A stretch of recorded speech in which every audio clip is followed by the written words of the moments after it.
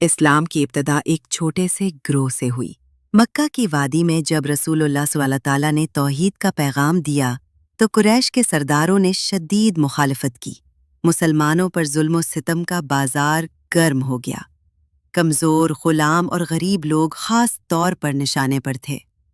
ان حالات میں رسول اللہ صلی اللہ تعالیٰ نے اپنے صحابہ کو حبشہ ہجرت کرنے کا مشورہ دیا، کیونکہ وہاں ایک نیک دل، عادل بادشاہ حکومت کرتا تھا، جس کا نام تھا نجاشی۔ حبشہ کا ملک اور بادشاہ نجاشی، حبشہ کا آج ایک عظیم اور پرانا ملک تھا، جو اپنے عدل و انصاف کے لیے مشہور تھا۔ یہاں کے بادشاہ کو عربی میں نجاشی اور مقامی زبان میں اسحمہ کہا جاتا تھا۔ نجاشی کی شہرت بطور ایک منصف حکمران کے پورے عرب میں تھی۔ نجاشی ایک عیسائی بادشاہ تھا، لیکن وہ حضرت عیسیٰ کو خدا نہیں مانتا تھا، بلکہ انہیں اللہ کا نبی مانتا تھا۔ وہ اپنی رعایا کے ساتھ محبت اور انصاف سے پیش آتا تھا۔ اس کے دربار میں ہر مذہب کے لوگوں کو آزادی حاصل تھی، اور یہی بات رسول اللہ صلی اللہ علیہ وسلم کو بہا گئی۔ پہلی ہجرت، مسلمانوں کا سفر حبشہ کی جانب۔ جب مسلمانوں پر مکہ میں ظلم حد سے بڑھ گیا تو رسول اللہ صلی اللہ علیہ وسلم نے فرمایا، حبشہ کی طرف ہجرت کرو۔ وہاں ایک ایسا بادشاہ ہے جس کی سلطنت میں کسی پر ظلم نہیں ہوتا۔ پہلے قافلے میں 11 مرد اور 4 خواتین شامل تھیں، جن میں حضرت عثمان اور حضرت رقیہ نبی صلی اللہ علیہ وسلم کی بیٹی بھی شامل تھے۔ ان کے بعد دوسرا قافلہ گیا، جس میں 83 مرد اور 18 خواتین شامل تھیں۔ یہ تاریخ اسلام کی پہلی ہجرت تھی۔ قریش کی سازش۔ جب قریش کو پتہ چلا کہ مسلمان حبشہ جا کر امن میں ہے تو وہ بے چین ہو گئے۔ انہیں ڈر تھا کہ اگر نجاشی نے مسلمانوں کو پناہ دی تو ان کی طاقت بڑھ جائے گی اور اسلامی پیغام دور دور تک پھیل جائے گا۔ قریش نے عمرو بن العاص اور عبداللہ بن ابی ربیعہ کو قیمتی تحفوں کے ساتھ حبشہ بھیجا۔ ان کا مقصد نجاشی کو راضی کرنا تھا تاکہ وہ مسلمانوں کو واپس مکہ بھیج دے۔ نجاشی کا دربار اور حضرت جعفر کی تقریر۔ جب قریشی وفد نجاشی کے دربار میں پہنچا تو وہ تحائف لے کر آیا اور کہا، اے بادشاہ، کچھ لوگ ہمارے ملک سے باغی ہو کر آپ کی سرزمین پر آ گئے ہیں۔ ہم چاہتے ہیں کہ آپ انہیں ہمارے حوالے کر دیں۔ نجاشی نے جواب دیا، میں کسی کو بغیر سنے فیصلے نہیں کرتا۔ پہلے انہیں بلاؤ، میں ان کی بات سننا چاہتا ہوں۔ مسلمانوں کی طرف سے حضرت جعفر بن ابی طالب کو مقرر کیا گیا۔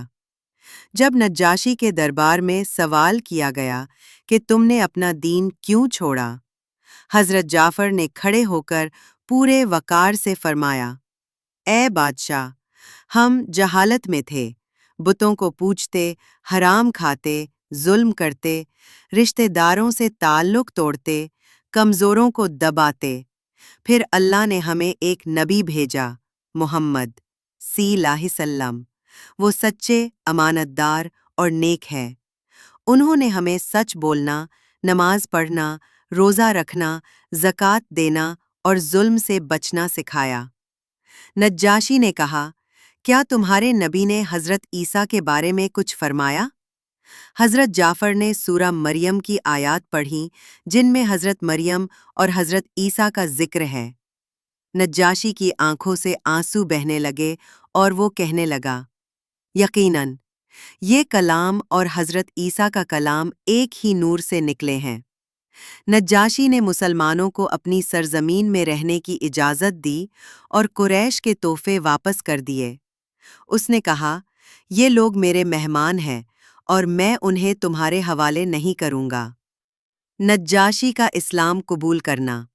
نجاشی نے مسلمانوں کے کردار، ان کی باتوں اور قرآن کی تعلیمات سے بہت اثر لیا۔ وہ خاموشی سے دل میں مسلمان ہو گئے۔ اس وقت ان کی حکومت عیسائی تھی اور کھلم کھلا ایمان لانا ان کے لیے خطرناک ہو سکتا تھا، لیکن انہوں نے دل سے اسلام قبول کر لیا اور مسلمانوں کی حمایت جاری رکھی۔ روایات کے مطابق نجاشی نے حضرت جعفر کو خط بھیجا جس میں انہوں نے اسلام قبول کرنے کا اعلان کیا۔ ان کے قبول اسلام کی خبر رسول اللہ صلی اللہ علیہ وسلم کو مدینے میں ملی تو آپ نے خوشی کا اظہار کیا۔ حضرت نجاشی کا خط رسول اللہ صلی اللہ علیہ وسلم کو روایات کے مطابق نجاشی نے رسول اللہ صلی اللہ علیہ وسلم کو ایک خط لکھا جس میں لکھا، میں گواہی دیتا ہوں کہ اللہ کے سوا کوئی معبود نہیں اور محمد صلی اللہ علیہ وسلم اللہ کے رسول ہے۔ اگر میں آپ کے پاس آ سکتا تو اپنے کندھوں پر آپ کے جوتے اٹھاتا۔ شکریہ، آپ کی سپورٹ ہی ہمارا حوصلہ ہے۔ سبسکرائب کریں، یاد بن جاتا۔